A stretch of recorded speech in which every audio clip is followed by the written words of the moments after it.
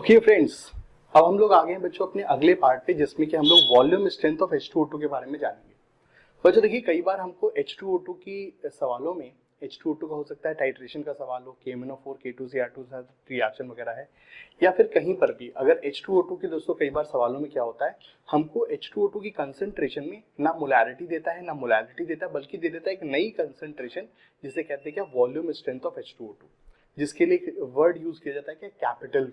ठीक है, सो हमको सवालों में लिखा जाता है NH2O2 solution with 12V, with labelling 12V, 12 capital V।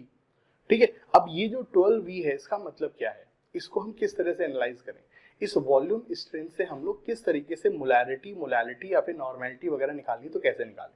ठीक है दोस्तों, देखिए जो वॉल्यूम स्ट्रेंथ होती है, जो volume strength concentration of H2O2 होती है, ये बहुत पुरानी कंसंट्रेशन की यूनिट है, मतलब फार बैक, मतलब जब हम लोग मोलैरिटी का नहीं इस्तेमाल था तब की बात है। सो तब पुराने जमाने में लोग क्या करते थे, लोगों को पता था कि यार H2O2 के अंदर टेंडेंसी होती है कि H2O2 अपने आप डिकम्पोज कर देता है। हम अगर H2O2 को बहुत ही क्लोज इन्वायरमेंट रखे, बहुत प्रोटेक्ट करके रखे, तो भी वो डिकम्पोज हो जाता है। क्या, जिस बॉटल में आपने रखा है उस बॉटल में जो कांच है, उस कांच का सिलिका, उस सिलिका में मौजूद वेरियस मेटल आयन इम्प्योरिटीज, भाई सिलिका किससे बनता है, धूल मिट्टी से बनता है, मिट्टी से बालू से बनता है, और बालू में तो थोड़ी बहुत इम्प्योरिटीज होंगी। सो जिस कांच की बोतल में आपने बच्चों H2O2 रखा हुआ है, उस कांच की बोतल में मौजूद सिलिका, उसमें मौजूद वेरियस मेटल आयन, ये सब बच्चों H2O2 को कैटलाइज कर देते हैं। ठीक है, तो इसीलिए दोस्तों आपको याद होगा क्लास 11 में जब हम लोग H2O2 को बनाते हैं, तो H2O2 की प्रिपरेशन का नॉर्मल तरीका क्या होता है, हमने BaCl2 लेना है और उसमें डाइल्यूट H2SO4 डालना है।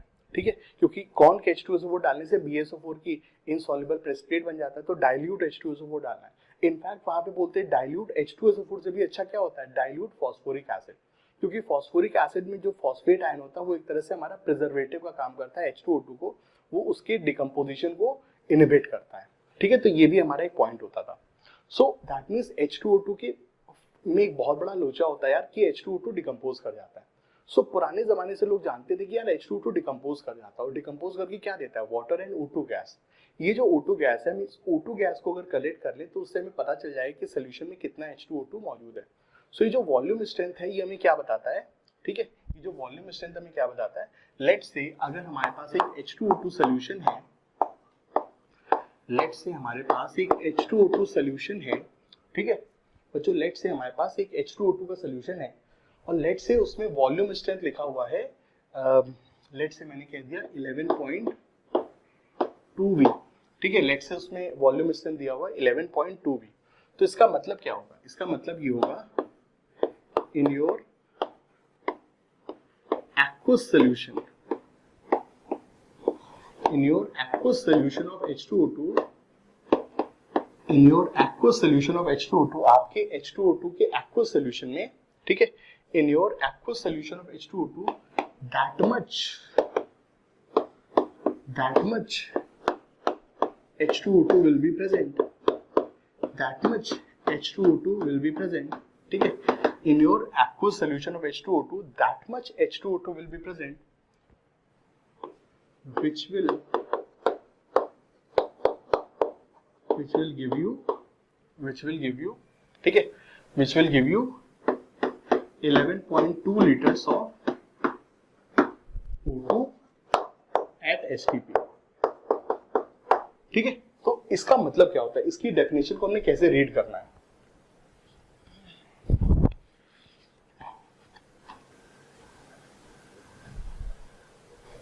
सो इसका मतलब क्या होता है, इसकी डेफिनेशन को हमने कैसे रीड करना है। दोस्तों देखिए, इसकी डेफिनेशन को ऐसे तुमने रीड करना है कि अगर मान लो तुम्हारे पास इतने V स्ट्रेंथ का H2O2 है, तो इसका मतलब क्या है कि आपके एक्वस सॉल्यूशन में, कितने एक्वस सॉल्यूशन में, in your 1 litre aqueous solution, in your 1 litre aqueous solution, ये लिक्विड स्टेट में है। आपके पास जो 1 लीटर H2O2 का जो सॉल्यूशन होगा, in your 1 litre aqueous solution, ठीक है, in your 1 liter aqueous H2O2 solution, aqueous H2O2 solution, that much amount of H2O2 will be present, that much amount of H2O2 will be present, so that it will give 11.2 liters of O2 at STP। ठीक है, अब देखो इसको कैसे हमें read करना है, ये समझो बच्चों। देखो H2O2 की रिएक्शन कैसी होती है, H2O2 give H2O plus half O2, balance equation क्या बोलिए, 1 मोल कितना देगा, 1 मोल क्या देगा, हाफ मोल देगा। 1 मोल क्या देगा, हाफ मोल O2 देगा। हाफ मोल O2 मतलब 1 मोल H2STP पे कितनी होती है, 1 मोल HTP पे कितनी होती है 22.4 लीटर। तो हाफ मोल मतलब कितना, 11.2 लीटर O2 मीन्स, ठीक है, इतना मोल O2, ठीक है। 1 मोल मतलब 22.4 लीटर मतलब 11.2 लीटर मतलब, ठीक है, ठीक है दोस्तों। 1 मोल H2O2 से हमको हाफ मोल O2 मिलेगा। अपने केस में कितना O2 मिल रहा है, 11.2 लीटर। अपने केस में कितना O2 मिल रहा है, 11.2 litre, which is equal to इतना mole, which is equal to इतना मोल, ठीक है, विच इज इक्वल टू इतना मोल। सो हमारे केस में कितना O2 मिल रहा है, half mole.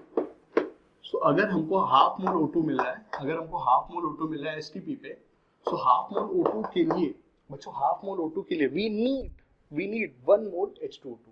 Half mole O2 के लिए from balance equation we need 1 mole H2O2, ठीक है, 1 mole H2O2। Half mole O2 के लिए हमें 1 मोल H2O2 चाहिए। 1 मोल H2O2 से ही हमको हाफ मोल O2 मिलेगा। सो दैट मींस हमारे 1 लीटर एक्वा सॉल्यूशन में, दैट मींस हमारे 1 लीटर एक्वा सॉल्यूशन में, दैट मींस हमारे 1 लीटर एक्वा सॉल्यूशन में 1 मोल H2O2 मौजूद होगा। सो इसकी मोलारिटी 1 मोलर H2O2 हो जाएगी, ठीक है।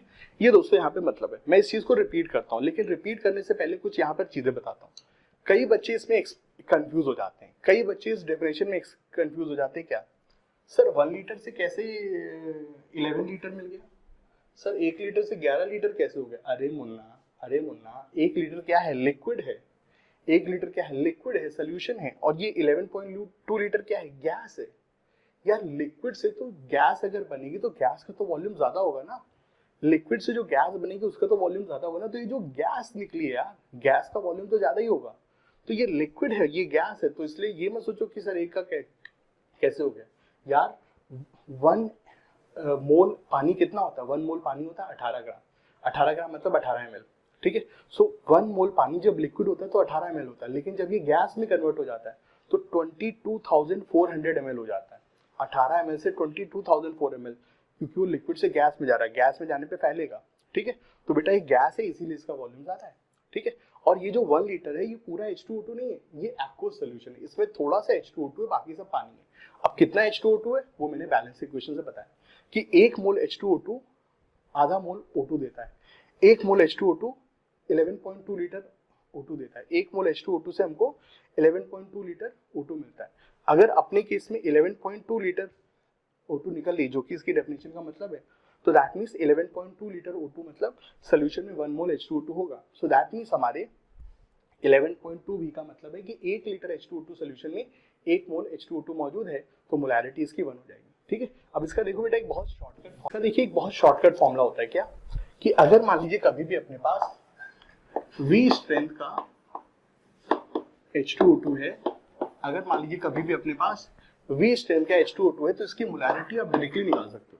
इसकी मोलैरिटी डायरेक्टली तुम निकाल सकते हो, इसकी मोलैरिटी डायरेक्टली निकाल सकते हो V अपॉन 11.2 मोलर। इसकी मोलैरिटी तुम डायरेक्टली निकाल सकते हो, V अपॉन 11.2 मोलर इसकी मोलैरिटी हो जाएगी। V अपॉन 11.2 मोलर H2O2 की मोलैरिटी हो जाएगी। और अगर तुम्हें नॉर्मैलिटी निकालनी है, तो नॉर्मैलिटी होती है मोलैरिटी इनटू वैलेंसी फैक्टर, और H2O2 की वैलेंसी फैक्टर हमेशा 2 होती है। H2O2 की वैलेंसी फैक्टर हमेशा 2 होगी। H2O2 चाहे ऑक्सीडाइज हो तो भी वैलेंसी फैक्टर 2 होगा, रिड्यूस है तो भी वैलेंसी फैक्टर 2 होगा। H2O2 हमारा मोहर सॉल्ट से रिएक्ट कर रहा है तो भी 2 होगा। H2O2 केमनोफोर से रिएक्ट कर रहा है तो भी 2 होगा। हर रिएक्शन में H2O2 की हर रिएक्शन में उसकी वैलेंसी फैक्टर 2 लेनी है। H2O2 की हर रिएक्शन में उसकी वैलेंसी फैक्टर 2 लेना है। सो H2O2 का वैलेंसी फैक्टर 2 होगा, तो नॉर्मैलिटी बराबर molarity into valency factor. So that means V upon 11.2 into 2 मतलब V अपॉन 5.6। सो बेटा अगर आपके पास कभी भी वॉल्यूम स्ट्रेंथ है तो उससे आप एक झटके में मोलैरिटी निकालोगे, उससे एक झटके में नॉर्मैलिटी निकालोगे बाय दिस फॉर्मूला। उससे आप एक झटके में मोलैरिटी निकालोगे, एक झटके में नॉर्मैलिटी निकालोगे बाय दिस फॉर्मूला। लेकिन द कंसेप्ट इज, कई बार सवाल बड़े कॉम्प्लिकेटेड होते हैं, डायरेक्ट फॉर्मूले वाले नहीं होते। अगर डायरेक्ट फॉर्मूले वाले हैं तब तो आप एक चुटकी में कर लोगे, तब तो आप एक चुटकी में कर लोगे। तो जो आपको बुकलेट दी है, जो शीट दी मैंने कंसंट्रेशन टर्म की स्कोर केमिस्ट्री ऐप में, उसमें काफी सारे सवाल तो एक झटके में हो जाएंगे, लेकिन कुछ सवाल बेटा कंसेप्चुअल हैं जहां पर की प्रॉपर डेफिनेशन की जरूरत पड़ती है। तो आइए चलिए उनमें से एक सवाल मैं आपको कराता हूँ फ्रेंड्स। तो चलिए आते हैं एक जबरदस्त सवाल पे। देखिए दोस्तों, सवाल आपको ऊपर दिख रहा है, ठीक है, टाइप फॉर्म में भी दिख रहा है और बोर्ड पे मैंने लिख दिया है। क्या हमारे पास सीन है, अपने पास एक 5 लीटर H2O2 सोल्यूशन है, ठीक है। इस 5 लीटर H2O2 सोल्यूशन की मोलैरिटी हमको दे दी गई है x। बहुत अच्छी बात है, इसकी मोलैरिटी x। यार पहले हमने इसको डाइल्यूट किया, हमने इस H2O2 सोल्यूशन का यार पहले अपन ने इसको डाइल्यूट किया कितना, 5 लीटर था, उसको उतना उसमें आधा लीटर पानी मिला के उसको 5.5 लीटर तक पहुंचा दिया। सो डाइल्यूटेड टू 5.5 लीटर, ठीक है यार, बहुत अच्छी बात है। पहले हमने उसको डाइल्यूट कर दिया 5.5 लीटर पे।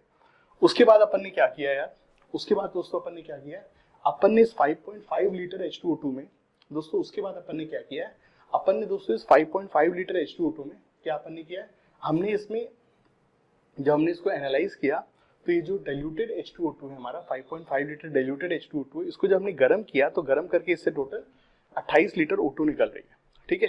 सो हमको पूछ रहा है कि इसकी मोलैरिटी क्या है। या देखो इस सवाल में मजेदार चीज क्या है, पहले आपको डाइल्यूशन का भी कंसेप्ट लगाना है कि डाइल्यूट करने पे क्या होता है।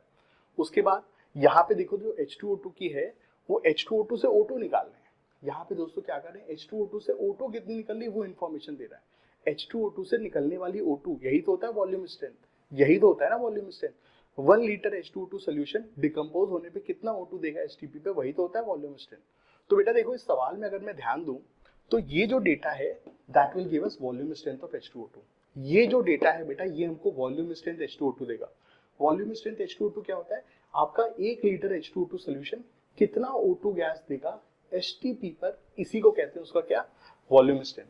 सो हम लोग बेटा मैं सबसे पहले अपने इस डाइल्यूटेड H2O2 सोल्यूशन की वॉल्यूम स्ट्रेंथ निकाल सकता हूँ। मैंने आपको क्या बोला था कि वॉल्यूम स्ट्रेंथ के सवाल कई बार डायरेक्टली होते हैं। वॉल्यूम स्ट्रेंथ है तो मोलैरिटी कितनी होगी V/11.2, नॉर्मेलिटी कितनी होगी V/5.6, लेकिन कई बार आपको डेफिनेशन लगानी पड़ जाती है। मुझे ये सवाल इसीलिए पसंद है क्योंकि इसमें डेफिनेशन का भी कंसेप्ट है, ठीक है। तो हमारे पास दोस्तों जो H2O2 का सोल्यूशन है उसकी वॉल्यूम स्ट्रेंथ कितनी हो जाएगी, आराम से निकल जाएगा। वॉल्यूम स्ट्रेंथ मतलब 1 लीटर H2O2 सोल्यूशन कितना लीटर O2 देता है STP पर। अपने केस में सीन क्या है, 5.5 लीटर से 28 लीटर STP पर O2 आ रहा है। सो 1 लीटर कितना देगा, वेरी इजी, 1 लीटर कितना देगा, वेरी इजी,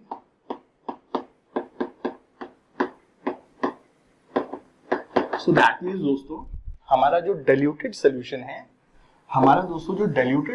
उसकी वॉल्यूम स्ट्रेंथ आ गई कितनी, 28/5.5 V, ठीक है। ये हमारा क्या है बेटा, H2O2 का डाइल्यूटेड सोल्यूशन। सवाल वाले ने बताया नहीं था, ये हमको छुपा करके दिया है, बहुत अच्छे, ठीक है। बट जो ये डाइल्यूटेड सोल्यूशन से पहले जो ओरिजिनल सोल्यूशन है उसकी मोलैरिटी हमको दी हुई है। जो डाइल्यूटेड सोल्यूशन का जो ओरिजिनल सोल्यूशन है, डाइल्यूटेड से पहले जो कंसंट्रेटेड सोल्यूशन, उसकी मोलैरिटी दी है, उसकी मोलैरिटी है x, ठीक है, उसकी मोलैरिटी है x, ठीक है, बहुत अच्छी बात है। सो मोलैरिटी हमको दी गई x। अच्छा अगर मोलैरिटी का सीन है तो चलो इसको भी मोलैरिटी में कन्वर्ट कर लेते हैं। अगर मोलैरिटी की जरूरत है तो इसको भी चलो मोलैरिटी में कन्वर्ट कर लेते हैं। ये जो हमको वॉल्यूम स्ट्रेंथ दी इससे चलो मोलैरिटी निकाल लेते हैं। यार इसकी मोलैरिटी क्या होगी, यार इसकी मोलैरिटी हो जाएगी, मोलैरिटी का फॉर्मूला होता है वॉल्यूम स्ट्रेंथ अपॉन 11.2। So 28/5.5 11.2, ठीक है, ये हमारी हो जाएगी मोलैरिटी। और अच्छे बच्चे इसको आराम से सॉल्व कर सकते हैं। खैर बट बेटा सारी कैलकुलेशन मैं हमेशा लास्ट में करता हूँ क्योंकि कई बार चीजें कट जाती हैं, ठीक है। सो ये हमारा ये जो डाइल्यूटेड सोल्यूशन है बेटा इसकी मोलैरिटी इतनी है, ठीक है। अब देखो पहले वाले सोल्यूशन की मोलैरिटी x है, बाद वाले सोल्यूशन की मोलैरिटी ये है। और डाइल्यूशन में पता है तुम्हें फॉर्मूला क्या लगता है, जब भी हम किसी सोल्यूशन में पानी मिलाते हैं तो फॉर्मूला क्या लगता है, डाइल्यूशन के केस में फॉर्मूला लगता है M1V1 बराबर M2V2। अगर M है तो मोलैरिटी लगा दो, नॉर्मेलिटी तो भी यही फॉर्मूला लगेगा N1V1 बराबर N2V2। कोई और कंसंट्रेशन है तो भी लगा सकते हो। हमेशा कभी भी किसी सोल्यूशन में अगर मैं पानी मिलाता हूं तो फॉर्मूला क्या लगता है, M1V1 बराबर M2V2 या फिर N1V1 बराबर N2V2।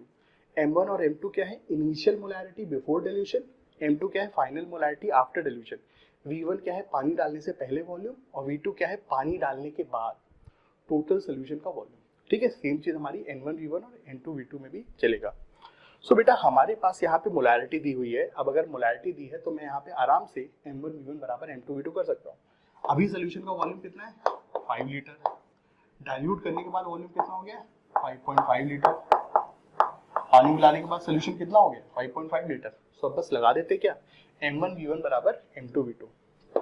सो चलो m1v1 बराबर m2v2 लगा देते हैं। ठीक है, थोड़ा सा जगह कर लेते हैं।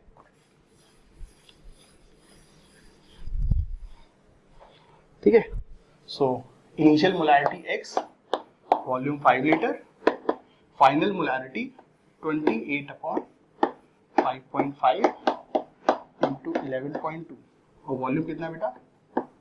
5.5 लीटर्स।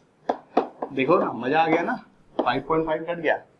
मजा आ गया ना दोस्तों, 5.5 कट गया। इसीलिए कहता हूँ हमेशा कैलकुलेशन लास्ट में क्या करो, काफी चीजें कट जाती हैं। और अब बेटा इसको अगर मैं सॉल्व करूँ तो ये आ जाएगा 28/11.2 इंटू 5, दिस इज 28 और ये 55, ये 56 हो जाएगा। So this will be 1.2। So that means हमारी जो मोलैरिटी की वैल्यू है वो 0.5 मोलैरिटी होगी। x की वैल्यू 0.5 निकल करके आ गई। ठीक है, तो इस तरह से दोस्तों हमारा ये सवाल था। मुझे ये सवाल क्यों पसंद आया? क्योंकि इस सवाल में हमको डिल्यूशन का भी कंसेप्ट दिया है और वॉल्यूम स्ट्रेंथ का भी सवाल दिया है। चलिए बहुत जल्दी मैं आपको ब्रीफली इसको रिवाइज कराता हूँ।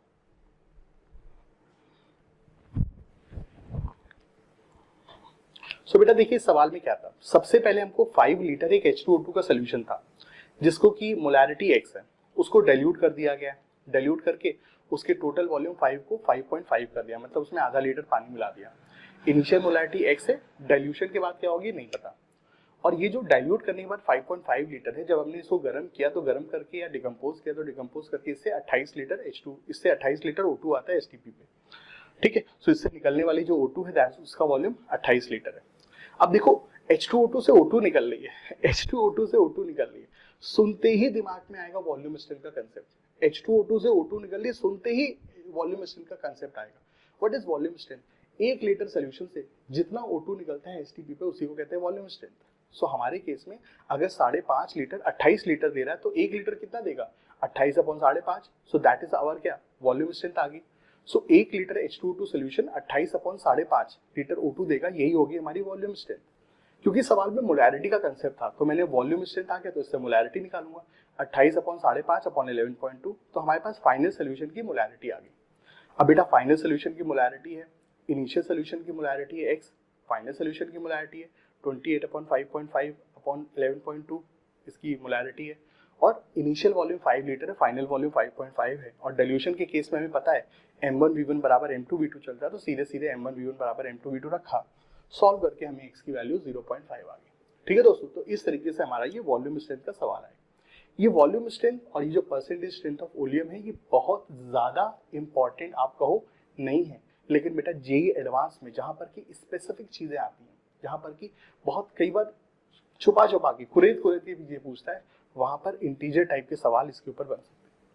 टाइट्रेशन का कंसेप्ट मिला करके पूछ सकता है, एसिड बेस का कंसेप्ट मिला करके पूछ सकता है। जिस तरह से हमने जो दो प्रॉब्लम की, बहुत अच्छी प्रॉब्लम थी, एक H2SO4 वाली प्रॉब्लम थी, हमने देखी थी, बड़ी अच्छी थी, और ये H2O2 वाली प्रॉब्लम। तो इस तरीके से वहां पर 2-3 कंसेप्ट को मिला करके परसेंटेज लेबलिंग और एसिड बेस मिला दिया, एक एडवांस की प्रॉब्लम बन गई, या फिर वॉल्यूम स्ट्रेंथ और रिडॉक्स टाइट्रेशन मिला दिया, बन गई एडवांस की प्रॉब्लम। तो वहां पर बच्चों ये सवाल बन सकते हैं। आई डोंट थिंक कि जेईई मेन के लिए जरूरी है, बट जेईई मेन में जो डायरेक्ट फॉर्मूले वो जरूरी है। क्या? मोलैरिटी मतलब V/11.2, नॉर्मेलिटी मतलब V/5.6, वो जरूरी है। उसके साथ छोटी मोटी चीजें मिला करके एक जेईई मेन का सवाल बन सकता है, लेकिन एडवांस के लिए मुझे लगता है ये चीजें जरूरी है। ठीक है दोस्तों, so thank you very much इस वीडियो को देखने के लिए। और अब मैं बहुत जल्दी मंडे से जीओसी की सीरीज, जीओसी की रिवीजन सीरीज बच्चों में शुरू कर रहा हूँ यूट्यूब पे, क्योंकि आप में से बहुत सारे बच्चों ने ऑर्थो इफेक्ट वाला वीडियो बहुत पसंद किया था, इलेक्ट्रॉनिक इफेक्ट वाला वीडियो पसंद किया था, और मुझे ऐसा लगता है बच्चों की जीओसी की एक अच्छे आसान शब्दों में अंडरस्टैंडिंग की जरूरत है। ठीक है, तो मंडे से आपको यूट्यूब पे एक हफ्ते के अंदर पूरा का पूरा जीओसी भी मैं बहुत ही ब्रीफ में अच्छे अच्छे सवालों के द्वारा पूरा रिवीजन करा दूंगा। ठीक है दोस्तों, तो थैंक यू वेरी मच, मिलते हैं अगले वीडियो में।